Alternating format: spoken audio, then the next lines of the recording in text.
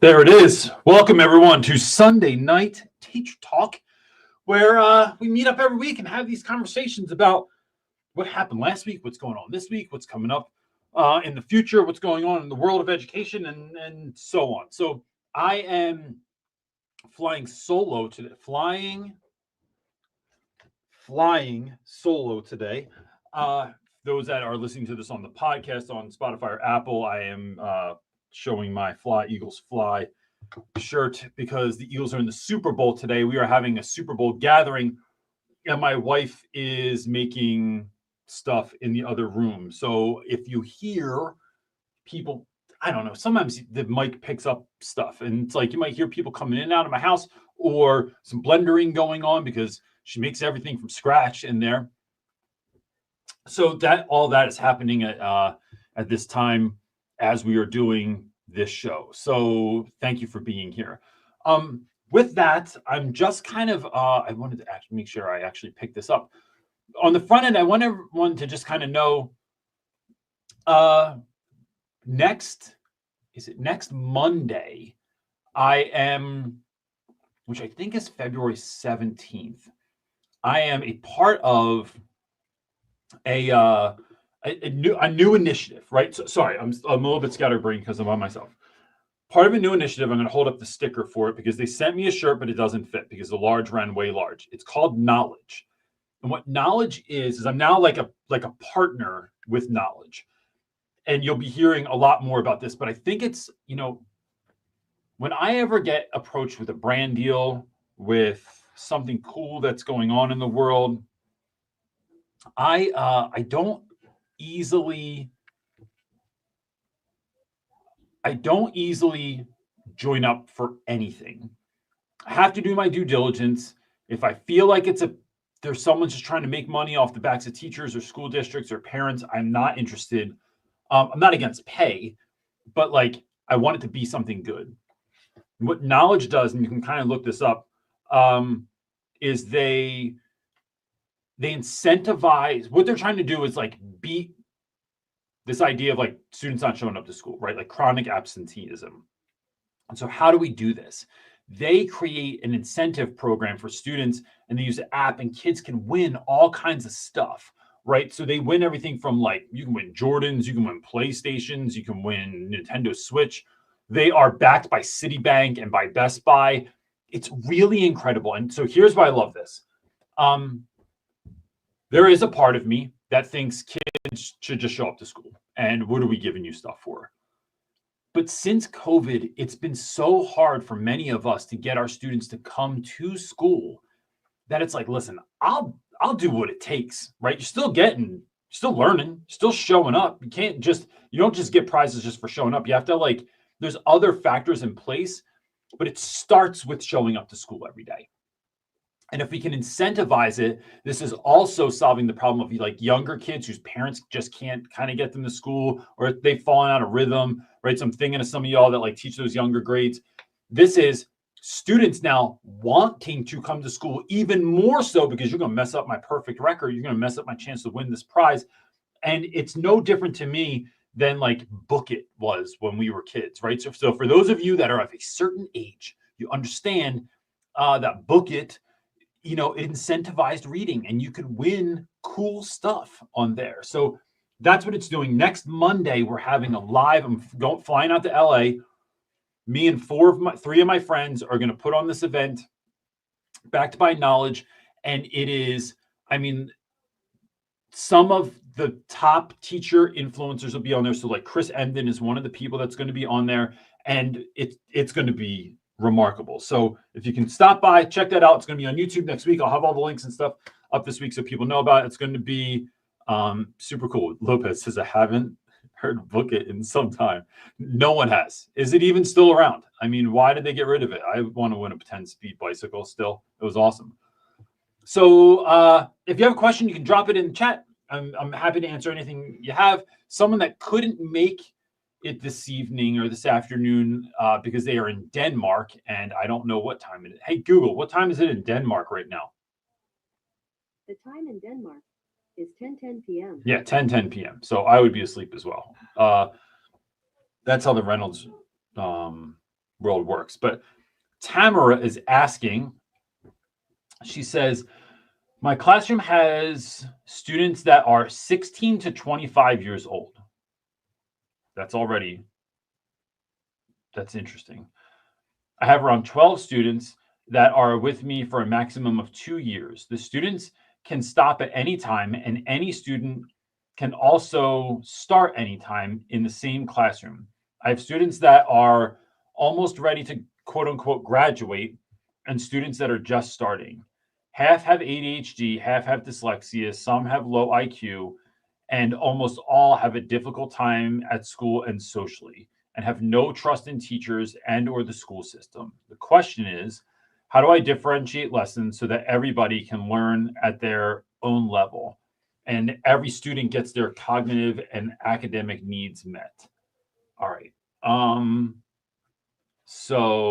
Denmark. So this is Tamara. She's in Brazil. She said, sorry for my half butt English. Tamara, I would love to see some comments about this. If you have any thoughts about this sounds like a particularly difficult situation. So we're dealing for 16 to 25-year-olds all in the same classroom, maximum of 2 years. Kids can come and go at their leisure, it sounds like. And then you're dealing with things like ADHD, dyslexia, low IQ, and I'm sure there's any number of other issues in there. Tamara, I think this is one of those things, and this isn't just product placement, that like you need to find a program that's going to work for these kids.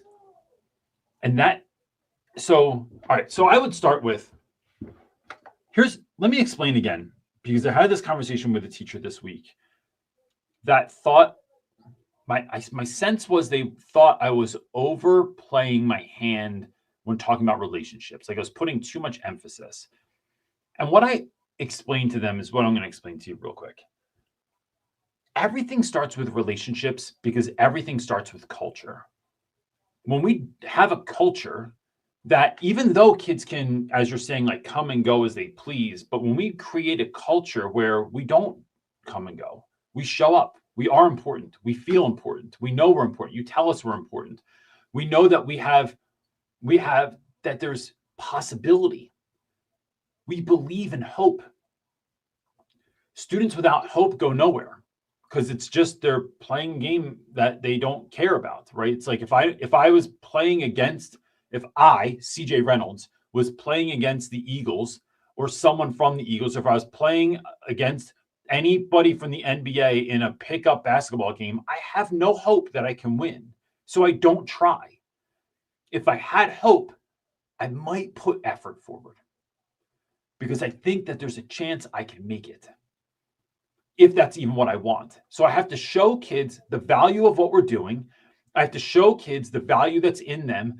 Leaders are repeaters, so I got to say it over and over and over again. I want to build community and culture in my school so that me and the rest of the teachers are creating a space that kids want to show up to. So haven't been accepted before, get in trouble for your ADHD before, get looked at like you're dumb because you have low IQ or you have dyslexia and no one at your school even understands what dyslexia is. And so you just feel stupid all the time. We want to create a space where you don't feel stupid. We want to create a space where you see the value on the other side of dyslexia, the stuff that no one talks about. We want you to feel like every single time you walk in the door, we're so thankful that you're here and we're ready to get started to help you start building your dream. That's building community. Then the work is just what we have to do to get there. But if a kid doesn't trust you, good luck teaching them anything. Some of us have students that are in your class that are going to do good no matter what, right? These are kids that like the school often takes credit for, and they're like, look at Samuel is going to Harvard in the fall. And it's like, you had nothing to do with Samuel going to Harvard in the fall. Samuel's parents and Samuel had all to do with it. I'm not talking about those kids. I'm talking about the other kids that are on the flip side of that. I think it starts there. And then it's creating or purchasing a program that is going to allow kids this sort of like pick up, drop off model. But I would find some way to incentivize showing up and doing well. I have no idea what your scenario is. This would be a really great kind of mentor call, but do you have the possibility to create incentives like trips, parties, get-togethers, speakers that you can bring in or go to? What is there that we can incentivize kids doing well? I mean, and I think that's where it starts. It's building the relationships, which leads to building community, which leads to now classroom management isn't as much of an issue. Chronic absenteeism becomes less of an issue. Then how do we find ways to incentivize that? And then help kids build, one of the things I would do is have kids, I'm not like a vision board person, but I understand the logic behind. If you take like the woo-woo aspect of it out, and that's a different conversation that I'm not going to have right now. I'm not against having it, but I think it puts some people off. The beauty of a vision board is to create an actual vision of exactly what you want. Sometimes folks are like, I just want to own a business one day. I want to be a doctor. Well, like what doctor, what school, what kind, why? Like build that out. What does that vision look like? What do you look like outside of school that helps you be a blessing to those that helped you get outside of school, right? So how can you be a blessing to your mom, your grandmom, your dad, your little brother, all that stuff? Build that vision out for kids. So now we have a goal that we're shooting for. So we're kind of attacking this at all aspects, but that's where I would start with this. And I think this is something that needs to really be done as part of a community in your school. You can't do this by yourself. If at all possible, even if you can get one or two other teachers to rally around and like start being like, all right, how are we dreaming this up? Like no nonsense. What does it take? What are we going to do for this? That's what I would be thinking about. And so there are, if anyone, even after you're done listening to this, if you want to leave a comment, Tamara, those will be there for you to kind of like go through. So I'm going back to the beginning here and looking for, what's up, Ruth Akers? I'm sorry that you missed last week. Everyone at my kid's school had the flu. Like everybody, I feel like a full-time teacher right now. I'm in there so much because everybody's sick. Like the fourth grade the other day had 9 kids out of 20 because everybody was sick. What is with the Phillies hat? It's because I don't have an Eagles hat, John. That's why I wear Phillies hats all the time. Okay, here we go. Dewey Down is asking, I sure appreciate you, Reynolds. Thank you very much. I appreciate you too. Thank you for saying that. Throw that up on the screen. There's a paraprofessional at our school that is mean to certain people who do not align with her political views. Ooh, brother. Sounds awesome. Second part of the question, should I try to have a conversation with that person or just let it go? It depends what you think. What do you want out of that conversation? Is it just to let them know that they are mean or a jerk? Is it to hold them accountable for like what they do, right? So like I would, if I was your school leadership, I wouldn't want someone going around creating that kind of vibe in my school. It's not something I'd want, not something I'd even allow. And so I think it comes down to what is the benefit of that? If it's just to put them in their place, you have to wonder, like, if it doesn't work, do they know? But I will say that people treat us the way that we teach them to treat us. So if their behavior, however out of pocket it is having an effect on my life or the life of teachers that I care for, although they're grown-ups, they should be able to handle it themselves, or my students, I'm most definitely going to have a conversation with them. So if it's not, I just don't even deal. Like there's people that when I go and work at schools or I sub at schools or that I've worked with in school that have wildly different views. They have different values. They have different political views. They have different views on how kids should be taught and interacted with, and are very much do not like the way that I do any number of things. It's, I have to think like, do I care? And why do I care? And then sometimes I have the conversation because I'll know someone's like talking behind my back, right? And that I'm not going to have. Or at least I'm going to let you know you got to chill. And I'll have that conversation because I'm not afraid to have the difficult conversation. I also want them to know that what they're doing is messing with someone that's not afraid to push back. But I'm not going to put a whole bunch of time, energy, and attention into something if I don't think that the payoff is there. Sometimes that animosity towards me is what actually keeps people away from me. So now I don't have to like fake interact with them or interact with them because they just stay away from me because they don't like me. So for instance, there was a teacher that worked at my school that I know, like they couldn't stand me because I blow bubbles and the way I'd act in the hallway and stuff. And my classroom was always loud and doing too much. And that's not what education should look like. And that's what I was told. So there's this great scene in, oh, dang, nabbit, I'm going to forget the name of it. Lopez, you got to know this. You're my go-to for this, and I don't know why. Oh, A Bronx Tale, right? I don't know why I thought John Lopez would know what that was, but I did. In A Bronx Tale, there's this great scene where there's this mob boss talking to a young kid. And are we taking lessons from mob bosses? Yes, we are right now. So the kid is, as he's walking down the street with this mob boss, he notices someone on the other side of the street that owes him, I think it's $20. And he gets really mad and goes to run after the kid. And there's this whole scene of that.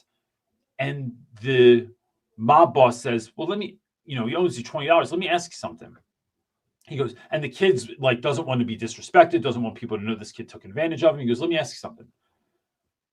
Do you like that individual? And he said, no, I can't stand him. He's like an absolute jerk. Well, and every time he sees you now, he runs away. Yes.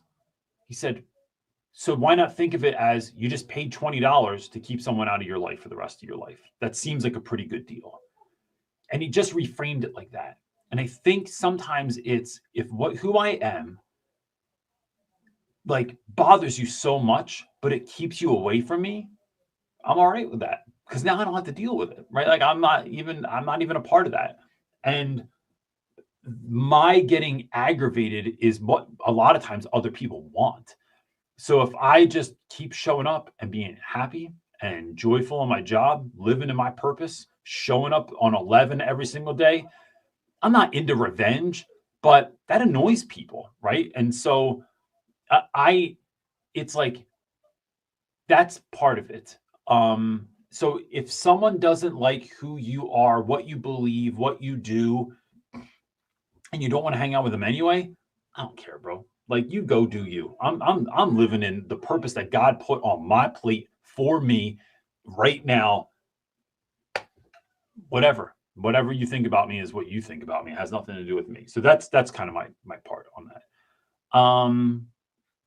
So Tristan is asking, I like that the comment I see above that with having zero context is Maisha saying we don't have a Pizza Hut here. I have no idea what that had to do with, but yeah, I don't even know why I told everyone that. It just caught my eye. ADD in action, gang. So Tristan is asking, do you have any good book recommendations to complement your book? Canada's tax break on books is almost over, and I want to take full advantage of it. I know, I'm really curious to see how all this stuff plays out with tariffs and stuff. I would say Burgess's book, Dave Burgess's book, Teach Like a Pirate. That is a great one.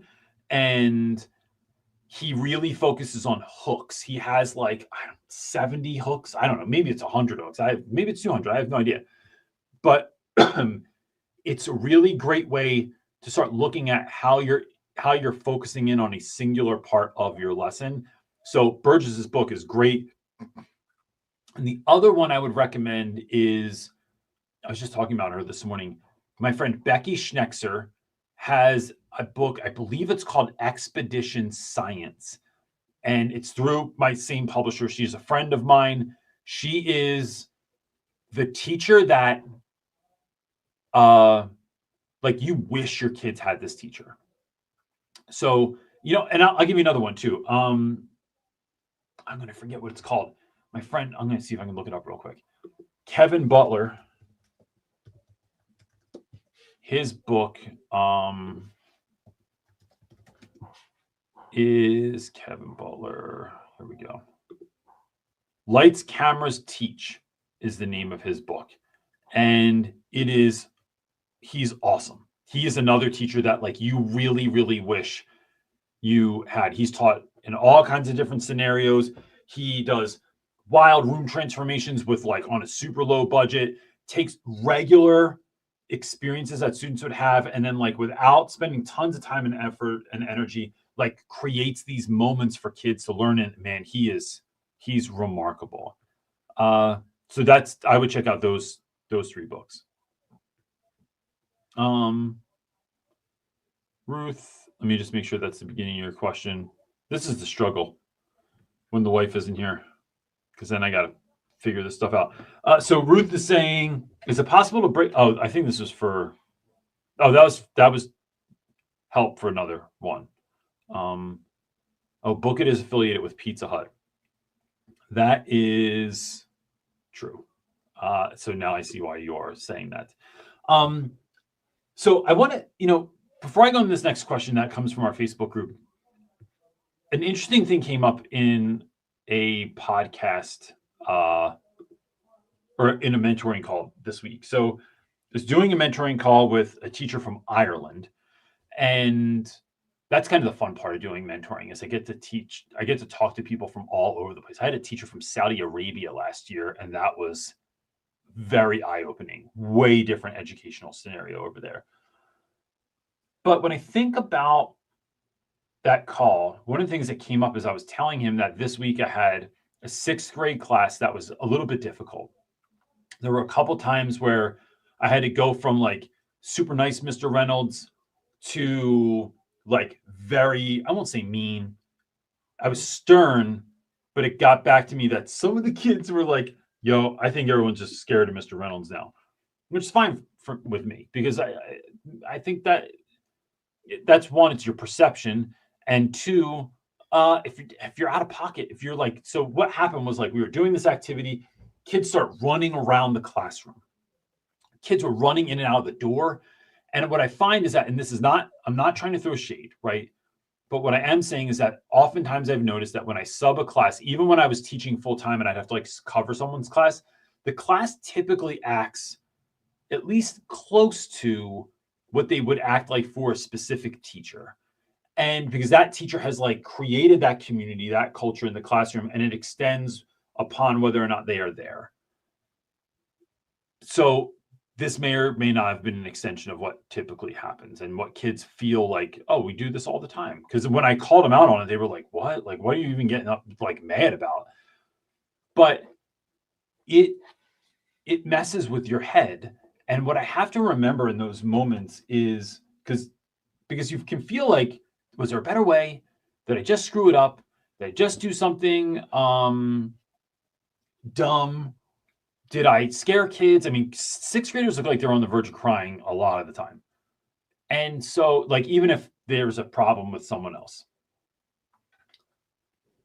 it really was a good reminder to me that so the question I got from the mentee, like, they couldn't believe that I had a bad day. They're like, man, watching all your stuff and reading your book, like, I just didn't think, I saw you had to unlock all the time. And here's my feedback to that. My answer to that is, if you are doing the same thing every year, if you run the same play from September to June every year, and it's the same lessons, it's the same stuff you've been doing, you can fine tune that till it's like perfection. That is not the teacher I want to be. If you're the Rolling Stones and you've been playing Brown Sugar and Start Me Up since the 60s, well, Start Me Up came out in the 80s, but regardless, you play the same jams basically for the last 50 years over and over and over and over again, they're flawless. People show up, they like them, you play them good enough, like it's great. But I've always sort of appreciated bands like, and not necessarily that I'm even fans of all these bands, because I'm not a Fish fan, but like Fish, the Grateful Dead, Pearl Jam. These are bands that over time, they can play a lot of the same songs, but they're always different. You never know what order they're coming in. You never know how they're going to play it. You never know what kind of like breakdown is going to be in the middle. You never know if they're going to just change up completely. And they all bring in new stuff. They're not afraid to bring in new stuff.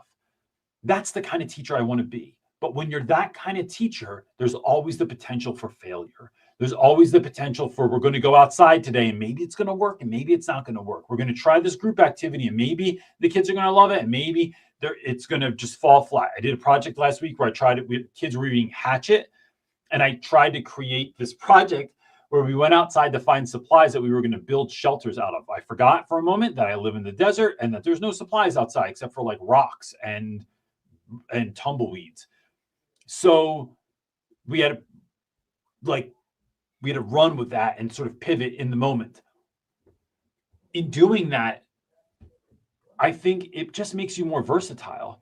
And what I do is I'm not pot committed. I don't have any interest in having a perfect class every day. That I'm interested in innovating and trying new stuff and reaching kids in new and interesting and fun ways and challenging myself.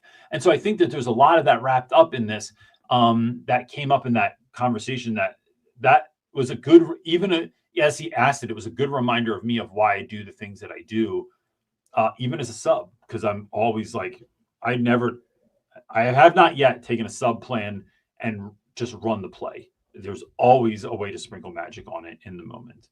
So, all right. Let me check this real quick. Make sure I'm not missing anything. Who wrote Exposition Science? Her name is Becky Schnexer. So if you go into Amazon, just even look it up, or you can buy it from her website and type in Expedition Science Becky, it'll pop up. Excuse me. And she is remarkable. No sit list if I don't know what's happening. The book, I mentioned it, yes. So, okay. From the Facebook groups, there's some, like, one of the things I'm trying to do here is like just pull in questions that I think are fascinating that people have been asking this week. So it says, hi, I just started teaching 8th grade position mid-year, and I'm dealing with purposefully disruptive behaviors from a group of students. Anything from obnoxious coughing, whistling, moaning, clapping, farting, and anything to be disruptive.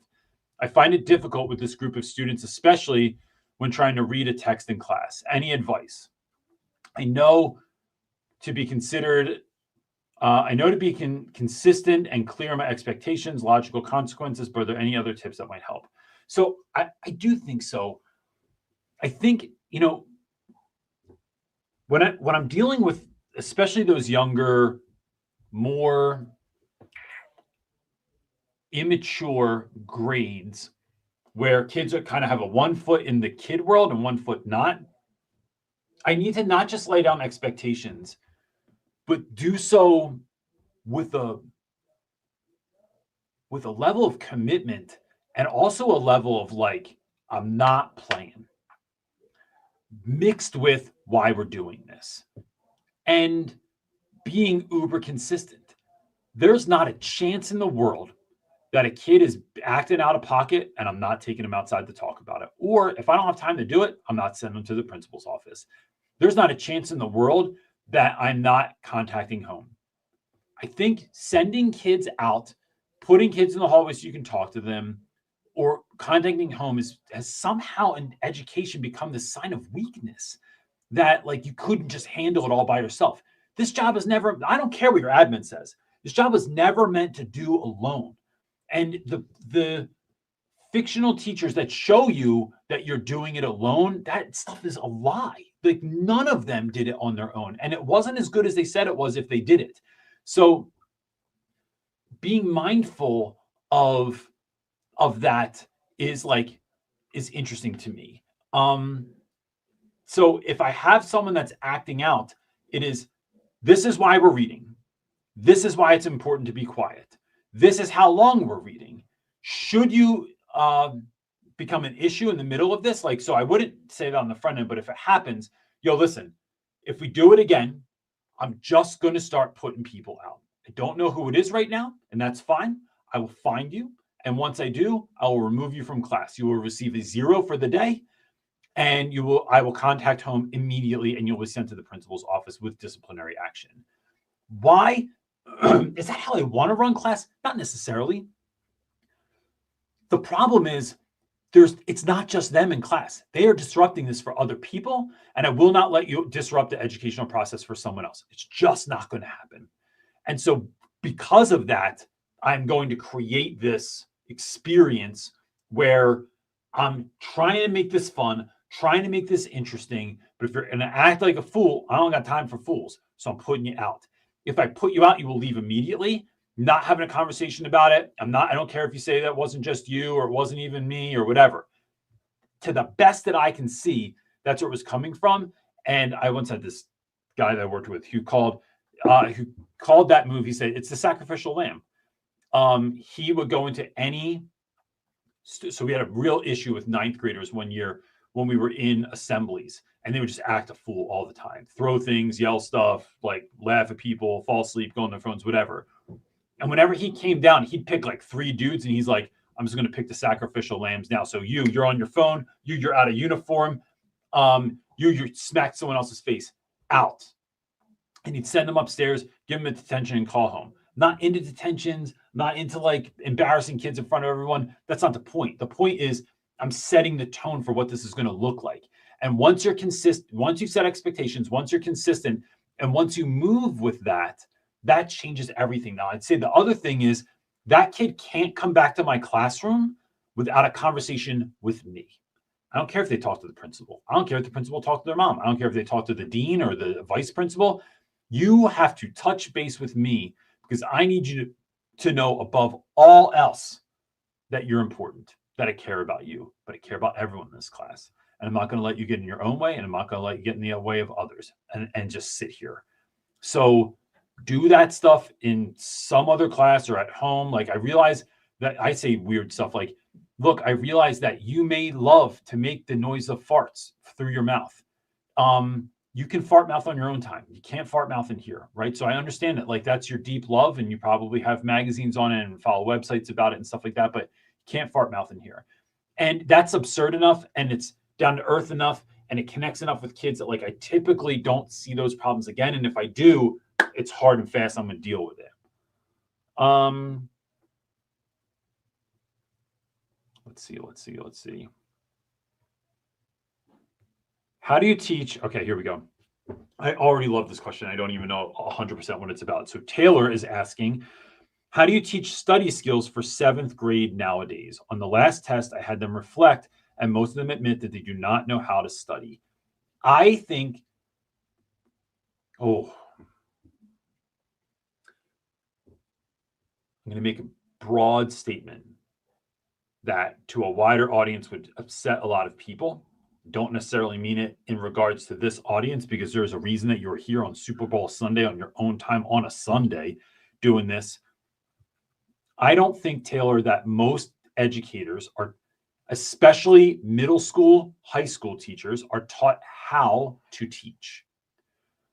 I think primary grades are, because kids have to learn how to read, how to write, how to do math.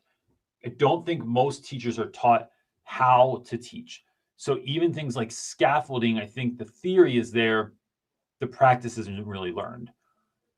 And I think that most teachers, I won't say most teachers, I have been in contact with teachers that I'm quite sure either don't know how to teach or they just choose not to teach.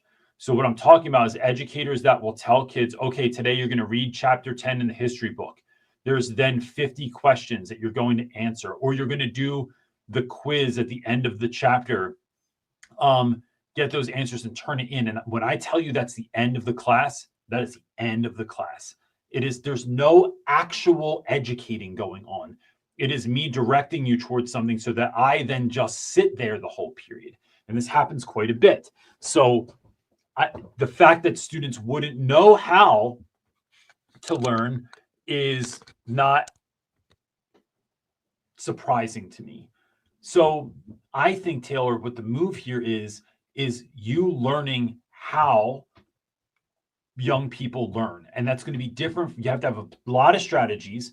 And I'll give you a couple, but someone I really respect in this space is Jim Quick. You can find him on YouTube. He is, I want to say he's a neuroscientist, but like he does a lot of work with like, so for instance, I used to use his stuff when my students had to memorize 15 to 30 lines of Shakespeare. This was a school project that they wanted them to do. Every year they had to learn this from whatever Shakespeare work they were reading. So how do I get kids to learn 30 lines that have everything from ADHD to dyslexia to working memory issues? How do I do that? And so Jim Quick, one of the things he does, he works with a lot of actors and helps them to memorize their lines. And so I would watch those videos and I would read his books and I would take that information and then use it in class.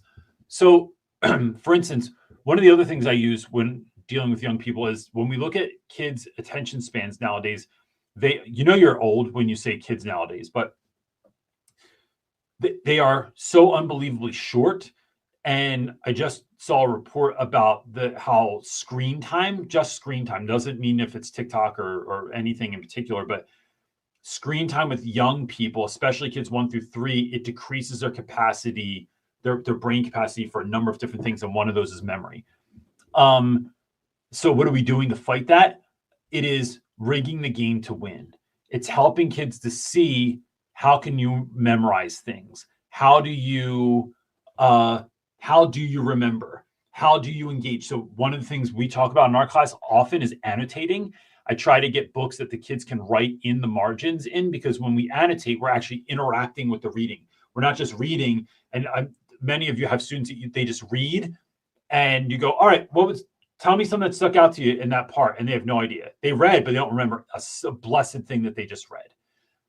We are getting kids to interact with what they're reading, so they're not just passive consumers of information. They're actually active participants in their own learning process.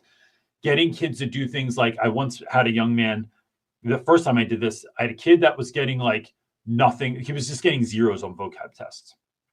So I said, all right, next week, what I want you to do is we're going to work together to get 2 right on the vocab test, right? Which will give you a 20, which is not passing, right? It still sucks, but it will suck less than a 0.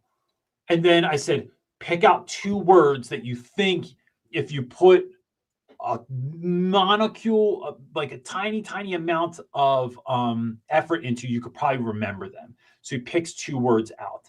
And then we figure out a way to help him remember those words. Sometimes it's, and then we scaled it from there.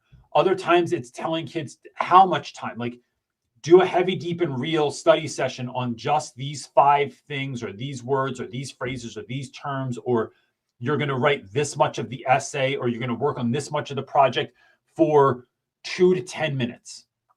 And then I want you to just stop and ask yourself, do I have another 2 to 10 minutes to put into this? So if I have students looking up, like their part of the group project is come up with 5 quotes that back the main thesis of the project. Can you find one in 10 minutes? And then ask yourself, well, was that hard? Could I do that again? How would I do that again? And so what you're doing is building this muscle that this learning process doesn't have to take a million years. It can take very short amounts of time, at least in the beginning, to get you from 0 to 1, and then from 0 to 2. And then by the time you get to 2, it really starts compounding, right? You don't go to 3 next. You typically go to like 5 or even 6, and you start adding, because your skills are getting sharper. You're getting better at looking for answers and remembering information and applying information, which is even more important. So it's helping kids to learn some of those tactics. One year I had a kid that was doing reviewing for an assessment, and I said, I only want you to study 3 times tonight, and I only want you to do it when you are playing Fortnite, because this kid was like addicted to Fortnite.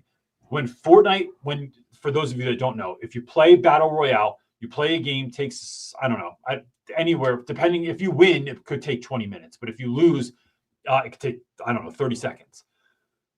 When you get sent back to what they call the lobby, you now have to wait sometimes a minute to get into the next game, depending on your console and your internet speed and how busy the server is. But take that 30 to 60 seconds, turn off your mic so you can't hear your friends, and just study during that 30 to 60 seconds. Right? That's the cost of entry is right there. That's all I want you to do. And what I'm trying to do here is not I don't want kids to be all right with failing. I want them to see with that little effort that you can have a result. And that is the thing that really, really starts to make a difference, where you have to make it effortless. You have to make it like it's not that big of a deal. That when I was at my heaviest, which I'm not here to talk about weight, or like, I'm sure my heaviest is laughable to some people, or to even look at me. I mean, I'm skinny, but I'm like, I can be a skinny fat guy. So at my heaviest, I needed to find a fast way to lose weight. So I just stopped eating, and I didn't eat until 11 o'clock in the morning. Right. And so, but I saw a shift. Like, that absolutely changed everything, because I rigged the game to win. I didn't make it like I got to fast all day, or I got to just eat vegetables, or I'm going to be vegan, or like, I just didn't eat till 11 o'clock. And it had an enormous effect on my life. Right. I cut out a whole meal, because by that time it was like basically lunchtime, and I could eat again at dinner. And even if I ate ice cream every night, it just waited. Like, I stopped eating at like whenever I went to bed at 10. That's a 12-hour, 13-hour window that I wasn't eating. I was fasting. And I didn't even call it that. I just called it, I'm just not going to eat till 11 o'clock tomorrow. And change. How? Because I shifted the way I was looking at it, and shifted the way that I approached it, so that was doable. And then I scaled it from there. Let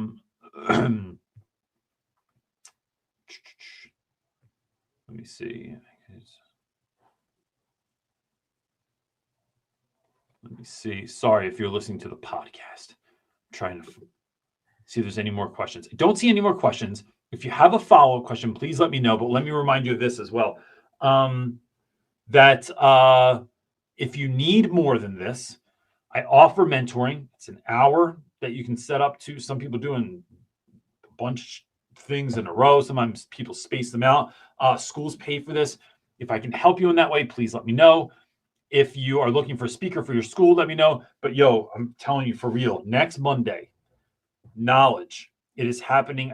I forget the exact time. I should know this stuff, but my wife's not here, and usually I'd look it up and whatever. But I will make an announcement about this on all platforms coming up this week. It's going to be super cool, and not just super cool because I'm on it, but super cool because the people that are going to be a part of this, I'm excited to have some of these conversations with folks. I mean, they're rad, and it provides access for me to talk to cool people about stuff that I think is important to me, namely getting kids to school and helping them to get educated so they can be the people that God made them to be. So, yeah. So with that, look, gang, how long will I be in LA? Oh, Lopez, I forgot you're out there. I will be there. I don't know what my free time looks like, but I will be there I fly in Saturday. I think I get there by like 11:30 in the morning. I'm staying right in LA, so I think I can get to my hotel pretty effortlessly. And then I fly out like 9 a.m. Tuesday morning. But we're done. If you want to connect, I think we're done Monday at 5:30 at the television studio that we had to rent for this. And then I'll just be chilling. I don't think I have anything to do after that. Like, because I think everyone else is like jumping on a plane leaving that night. So yeah, let me know if you're around. I didn't even think of that. I know there's a lot of people in LA that I was like, I don't know if I have time. And so I was thinking about people, but I will be there a lot in the next couple of months, because this event is going to kick something else off that I have not told anyone about. That is an awesome situation. And you'll find out on Monday. Like, I'm allowed to talk about it after Monday, but I'll be in LA a lot in the next few months. So yeah, we should get together in real life. With that, gang, look, it's Super Bowl Sunday. Go Eagles. And if you like the Chiefs, I'm sorry, but we will pick this up next week. I'll be in California trying to figure out how I'm going to do this. And we'll take it from there, gang. I appreciate all of you guys. And I will see you next week. Peace.